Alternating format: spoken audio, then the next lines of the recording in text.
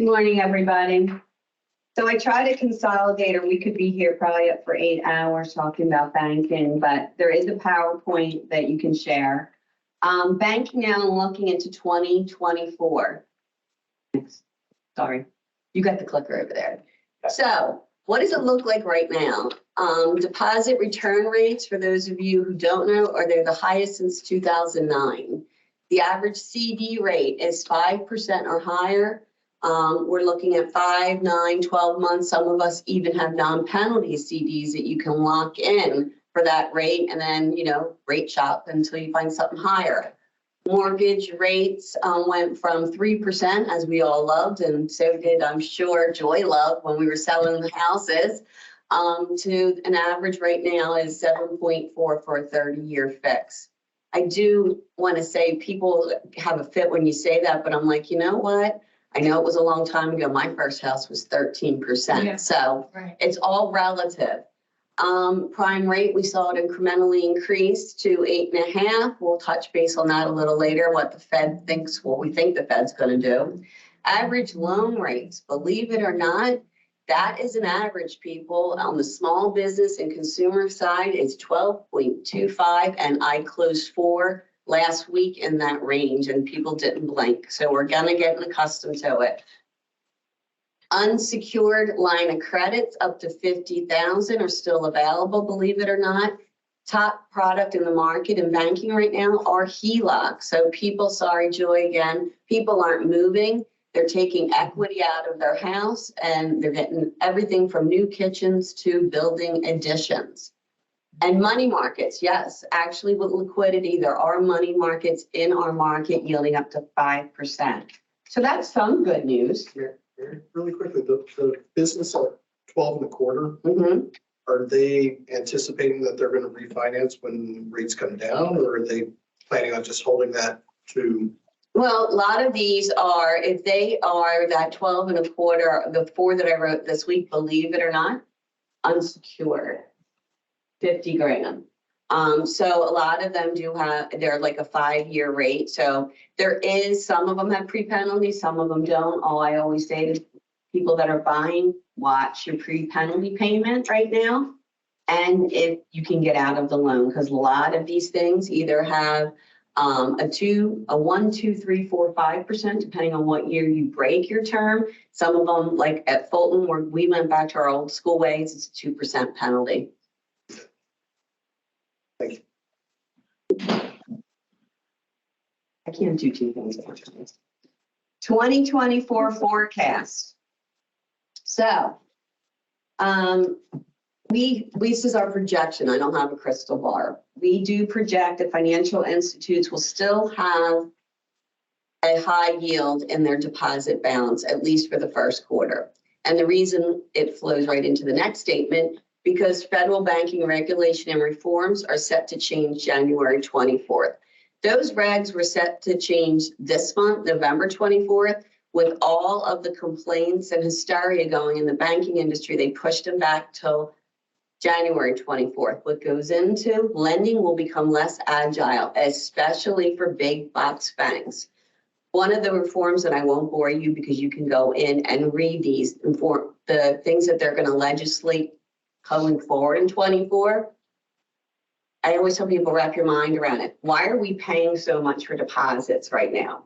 Because you want to have more deposit balance in each of our depositories, because some of these reforms are going to say, if you are a $100 billion asset bank, you will only be allowed to loan this much to your clients if you have this much on deposit. And why they are doing that and being really stringent, the government, because of failure of banks. We do not want to see any more banks fail. And I know there is one not around here that's close to falling.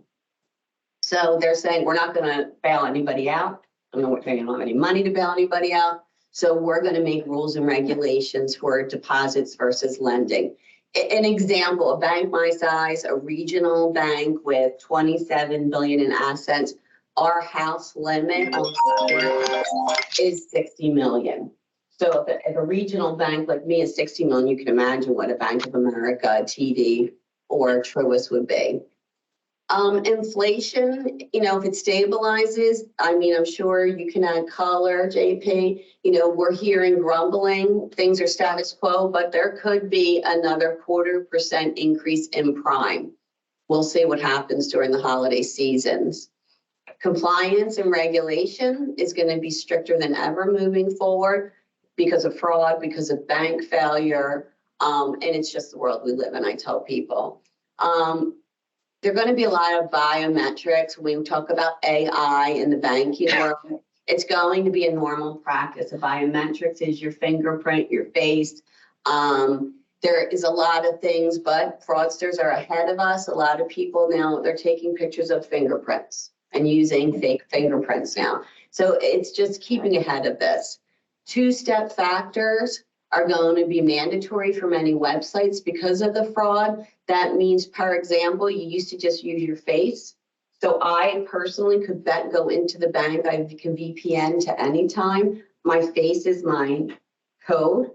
Now my face isn't good enough. I have to give my face. They give me a code. Then I have to go in and put the code in. So it's coming to every website. And as we discussed, I think last year, it's a good idea for utilization of a password randomizer. It will be in demand going forward for security. So that is an encrypted website that you pay for usually. And what that does is every time you would go to buy something at Macy's, you don't have your little black book with all your little passwords. If you're old, we all have those books somewhere. I can't remember them all. Now, it will be a randomizer will create when you go on a website, an encrypted with a random password every time you log in. Unique every time. Unique every time. So you won't be writing anything down for anybody to steal. Is that BitLocker, Bitfender, sorry. Bitfender. I swear by Bitfender. That's one of the best ones right now. But everything changes each year. You can always Google and read reviews. Analyze everything. So your favorite part of this presentation, internet crime and scams for 2022 going into this year. So this is according to the Federal Trade Commission that deals with basically on the consumer side. It's up 30% over last year, one of the highest increases. Consumers lost 8.8 billion. Businesses lost 6.9, and they took in just at the Federal Trade Commission alone 2.4 million fraud reports reported to them of scams, things that didn't seem right. So, believe it or not, investment scams doubled. $3.8 billion loss. Now, I know a lot of you look at these and say, do I make these up? No, these are vetted, and these come from the FBI and the FTC. But a side note of one of my crazy stories, this happened 2 weeks ago in Montgomeryville. I had a customer come in to do a $300,000 wire. He's 80. Still lucid, very wealthy. Wires, once they're out, we all know it's like the money goes, they're gone. And we tell people that. So we told this customer, my two assistants says, we think it's a scam. We looked it up. They do their due diligence. We pulled up, the domain was only there for 1 month. He said that he was investing, it was going to the bank in the United States. Remember that? It got kicked back. So that was like on a Wednesday. It got kicked back. They said the receiver would not accept it. We called him. We said, we told you not to do it. We have your money. Don't do it. Do you believe he called the person he was supposed to send it to and got another account number?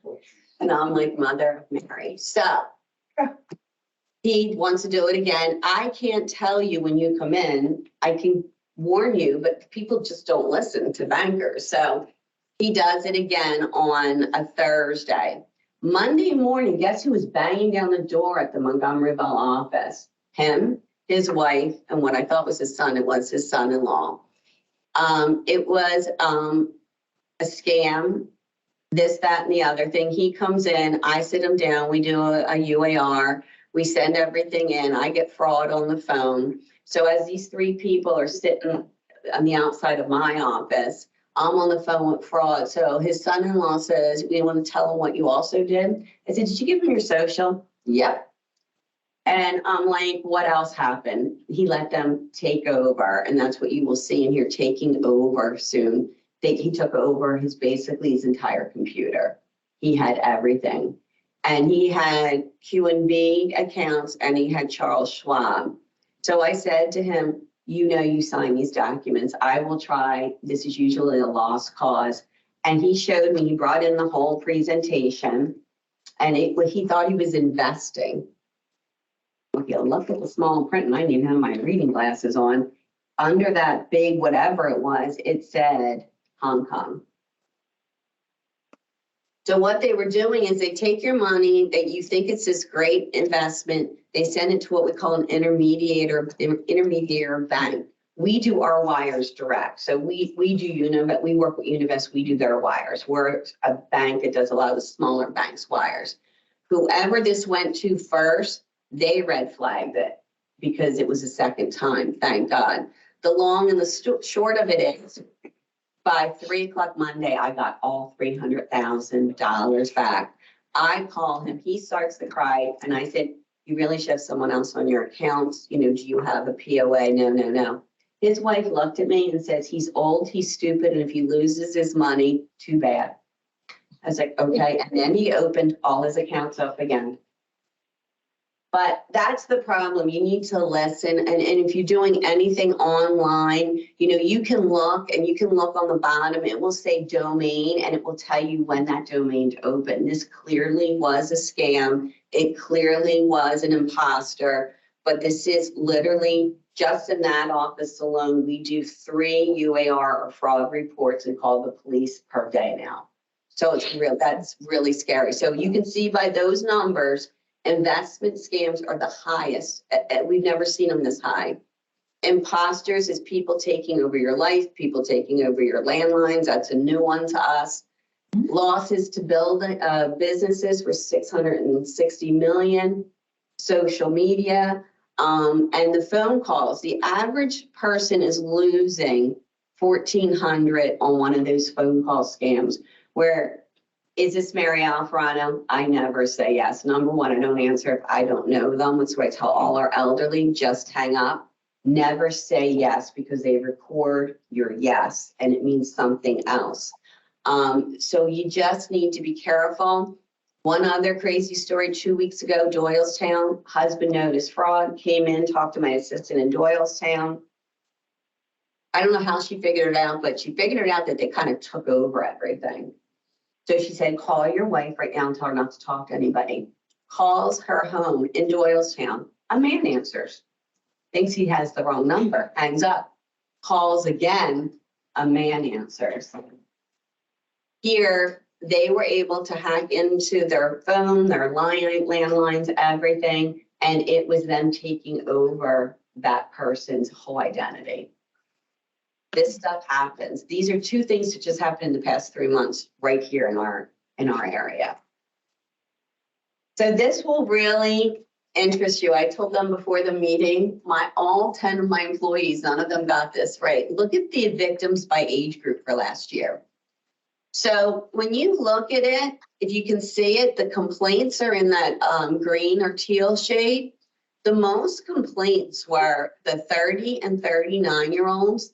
Actually, filed complaints. That's because they were clever enough to know it was a scam or a fraud. But the red or the burgundy is the monetary losses. Look who lost the most money, 60 plus. That is a big chunk of money to lose in your retirement age.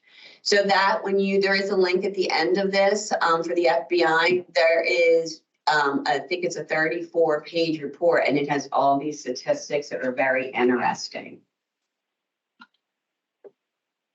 This is interesting. I'm telling you, protect your accounts. Fraud in the bank is the highest in history.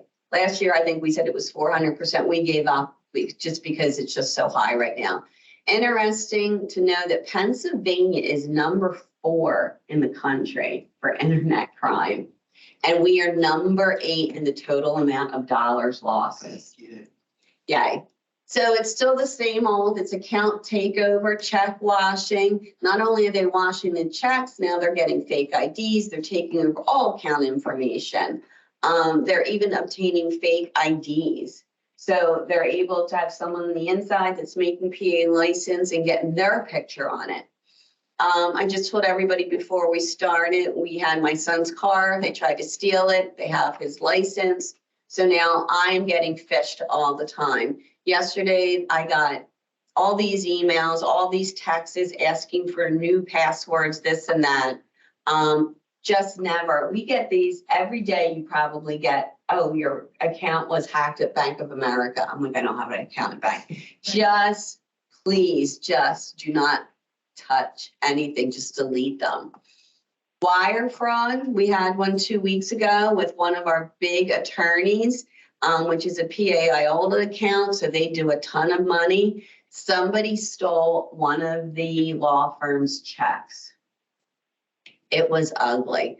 Once you get, because when you're a PA IOLTA lawyer, you are registered with the state. It is a lot of untangling. Hijacking computers. You know, when you get that, we all know in this room not to do it, but you get that red warning sometimes when you're home at laptop and it says you're out of date with McAfee, and I don't even have McAfee, or your computers, they have a panic mode, a lot of people, and they press it, and literally then they say, call this number, and that starts the whole cycle of stealing your identity. The voice recognition with the recorded calls, utilizing the voice, saying yes, never say yes. Personal data breach. Do not. I say this to business owners. Oh, it's my secretary. Oh, it's my bookkeeper. Oh, it's my admin. People are giving their ID to their business accounts like I can't even fathom. You don't do that. You can have a separate access. So if you have a business account and your bookkeeper has been with you for 25 years, I know you probably trust her implicitly. You can set her up as an admin with the bank. All banks have that. You can say they can see this, they can see that. Big thing is they shouldn't be able to move money around, or lots of times they shouldn't really write checks. That's my personal opinion. Business email compromise constantly. We all know the lottery scams. Now they've gotten ahead of that. What they're doing is hacking into your email and pretending they are you, and then they're sending emails to the bank.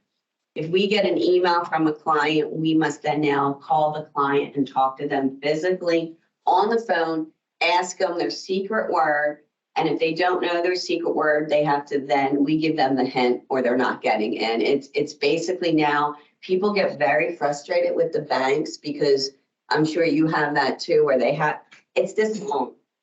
We have to ask, what color is this? What is this? What is that? And it's because we are trying to protect you from fraud. It's to the point where when I call people, Yeah. I expect them to expect that I'm a fraudster. Right. Yeah. Oh, interesting. Yeah.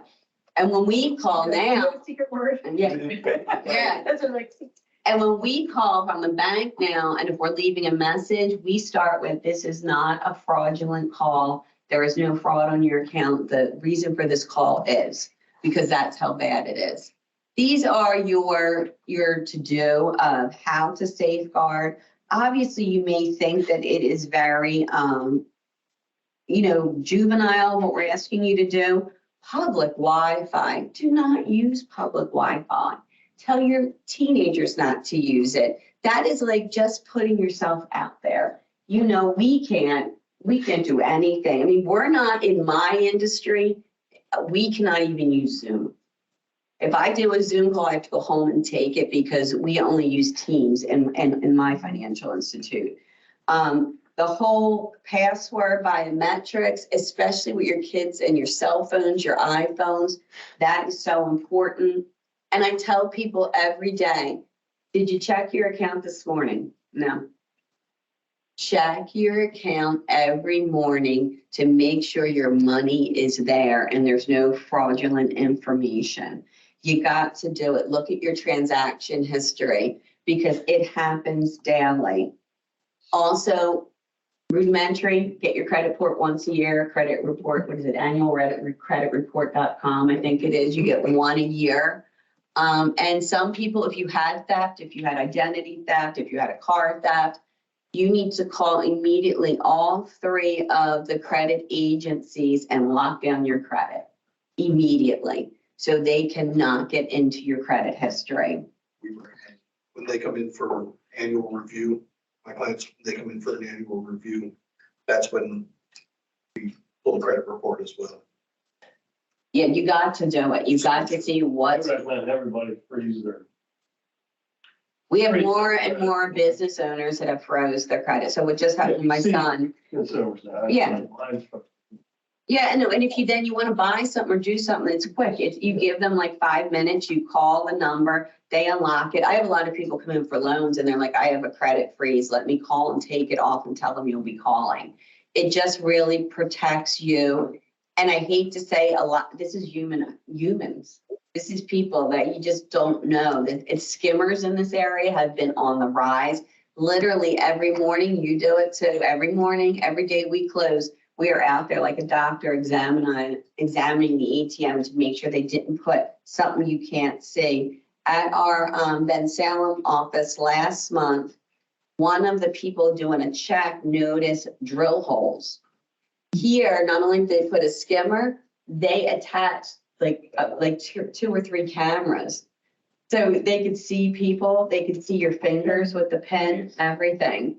So if you think it's suspicious, report it or don't use that ATM. This is a big one, maintaining your operating system. Make sure you upgrade, because if you don't upgrade when there's updates like on, not just your security, on your operating system, the thing is there is patches or security alerts that they need to update to make sure the fraudsters can't get in. Biggest thing is educating your staff, your employees, making sure they're doing the best practices, because I see businesses, that's where they're losing money. Oh, I thought you sent the email. So I'll get an admin say, oh no, that's their email. I'm like, it doesn't look like their email. And we had a law firm last year, end of year, because right now this kind of month into the holidays is the most busiest for people. 1.1 million they wired. Their RM was able to get 300 of it back, 300,000. That was it. It was a fraudulent email, not verified correctly, and they lost all that money. And I'll just tell you, because we're not allowed to do anything via an email request. People, for a few years, people got upset and they said, well, I just emailed you. Why can't you do that? We actually have to call. We've been calling them and verifying who they are. Now, no, thanks. No, I appreciate you calling to verify. It's becoming more accepted. The skimmers, is it any better for tapping? Like, how you can tap to use your credit card? They haven't figured that out yet. Tapping is still, it hasn't like flourished that in the chip. That is a safer option if you can tap, like I tap at Costco all the time. They're not ahead of us there or the chip yet. So that, and I always say too, if you have an option, don't use your pen, sign for it. You should be signing for your transactions. The PIN and your phone number, like yesterday, I assumed that I was on a randomizer, that they were using my phone number at every one of my accounts to try to get in. So it just happens to all of them. You know how I feel about checks, but I know some people are old school. If you're going to use checks, nobody likes to pay bank fees. Unfortunately, they do exist because we're not nonprofit. I would use Positive Pay. The majority of my bigger clients all use Positive Pay. And what that means is you send us every week, every day, whatever. Basically, we upload it in Lancaster, for example. And if that comes through, if it's not on your approved to pay list, we shut it down immediately. We don't pay it. But they're a step ahead, because last Friday night here, we got a check come through drive-through and it's on Positive Pay. And I just knew something didn't look right. And I'm looking, Positive Pay checks, all of them have on it, no matter where you bank, it should say positive pay for verification, call this 800 number if you're the other bank. It had positive pay, call, and the number wasn't there. And that check was like for 3,600 and we didn't cash it, obviously. Is that only for businesses? You can get positive pay for, there's a different name for it for personal, but we err on caution for business because they're paying these big accounts and everybody's getting in there. And then your ACA fraud protection, because you have to be careful of who's coming in and out of your account, who you're paying, but still to this day, checks are still a problem. So on the next few pages, it's just multi-layer approaches. Just telling you about the best processes with your payments, with your wires, what you should do, what you shouldn't do. And I know it sounds all like doom and gloom, but you've got to be a step ahead. And I know people hate banking on their phone. Like, I'm not an ATM user or a debit card user, never have been. I do have my banking app right on my cell phone. Now I have biometrics and double verification on my phone. But this way, I feel that if you get your app on your phone, all business people have their phone attached to them. This way you can quickly see if something's going on. And you can quickly now, even like with all credit cards, if you notice something or you think your card was stolen, you don't have to wait because we know the human factor isn't there anymore with the job market. You should be able to go on any one of your debit cards or credit cards website and hit lock that card. And that will lock it down. And you know what? It stays locked, people, because I locked ours down for a reason. And then I went to Costco and I got declined. And I was like, why did I get declined? Because I locked the card. So remember to take the lock, all of that. One of the new ones here under banking with control and confidence, which kind of seems funny, but this is a useful one, exercise care when mailing checks. We're seeing a high volume of your flags up, mail gets stolen.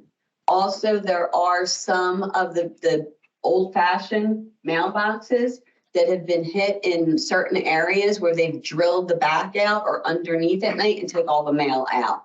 My best practice, if you're mailing something, go right to the post office. End of story. You can't leave anything up to chance right now. I also believe in dual control for wires in anybody's office. Listen, when you come and you do a wire for in any bank, it has to be in person. It's one of the only things that's a fireable offense. Has to be in person, has to be the signer of the account. But also, remember, when you do that wire, say you give it to me, and we all have wire limits of what limit you can approve and put in. I have to get somebody else. I put your wire in, then I have to get whoever my next in charge is, they have to approve that wire. So by the time we've gotten it approved, it's approved like 3 times. So I just would err on caution. The wire fraud is unbelievable right now. Important links. The FBI, I shared this with you last year. I find it very interesting. I mean, if you're in finance, you'll find it interesting. It's their annual crime report. It will show you everything you want to know in these pages. It is just a plethora of information. They do this every year, and they show all the state statistics, which I find interesting. It breaks it down of where the crime is. I also shared this year with you the FTC report. That's the other link. That is the Federal Trade Commission. That is all the consumer data. And then thirdly, so this shows everything, scams, everything. And then, and it has great graphics too. And this you can share with your employees. And the last is if you get fraud on your personal side, you can report it right here on this link I provided. Going to our favorite topic of me and JP is the Federal Reserve Watch. Last meeting's December 14. I say we're twixt in between. If they're going to do a quarter height, we'll see. I say we'll see what retail sales are, what it looks like what our inflation numbers are, it's all that. What is interesting, here's the meetings, it is what it is. I mean, it just depends. And one thing I will tell you, I was at a 3-day symposium up in Lancaster. And, a lot of people get bored of these things, and we have somebody high up who oversees a lot of wealth management like JP. And one of the people we had talked to us, and it's funny, everybody's up in arms about AI. It's going to take over the world. It's going to do this. It's going to do this. I want to tell you what we see in the industry right now. AI is not to take over. There's going to be criminals who are going to use AI. They're going to copy your voices. There's going to be a hologram of me probably when I'm dead and gone. It's going to be that kind of AI. That's the scammer side of AI. What we all need to realize right now is we don't have, the job report will come out and say we have all these jobs. Those jobs are the $20 an hour and under jobs. They are the menial labor jobs. They are maybe some mechanic jobs. They are the tire changer jobs. They are our giant clerk jobs. Nobody wants those jobs, okay?